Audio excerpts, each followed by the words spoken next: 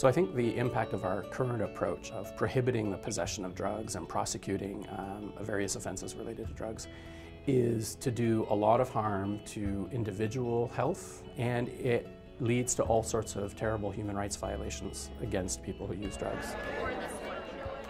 People don't really understand what addiction is, and the drug policy stops them from being educated. As a mother who's gone through this experience and who has lost a child to their addiction, my rights as a parent have actually been taken away from me. I couldn't give my daughter the support and the love that she needed and deserved. The current approach we have to drug policy really limits access to healthcare services and resources for patients that have an active substance use disorder.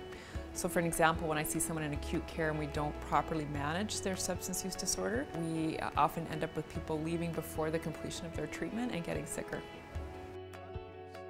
Most of what drives policy around the world is misinformation. Policy is based on a lot of false assumptions. Oftentimes these questions are framed in terms of treatment, particularly to someone like me.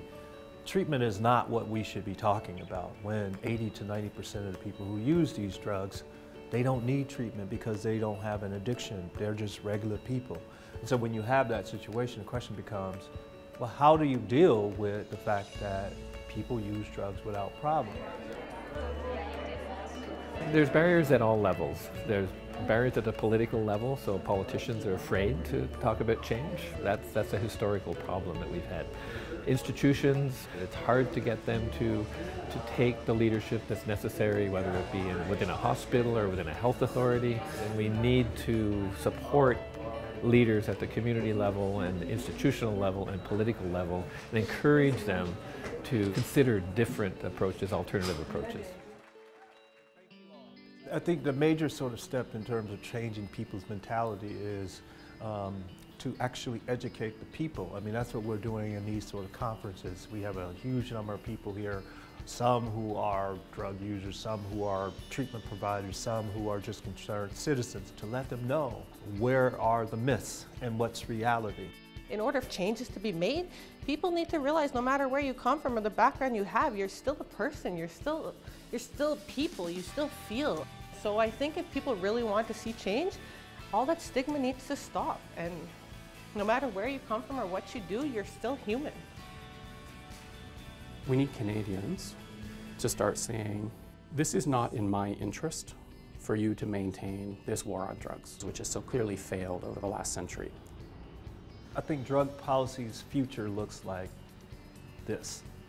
It's bright. We understand that the world is round surrounding drugs. And once we understand that, the future becomes brighter. We now know that much of the assumptions on which our approach were previously built are flawed, are incorrect. And so I am optimistic. I think the time has come that we really, really need to think about things differently. In Canada, we need to think about it differently as physicians, as frontline healthcare providers, and we need to start having these conversations so that we can keep our patients as healthy as possible.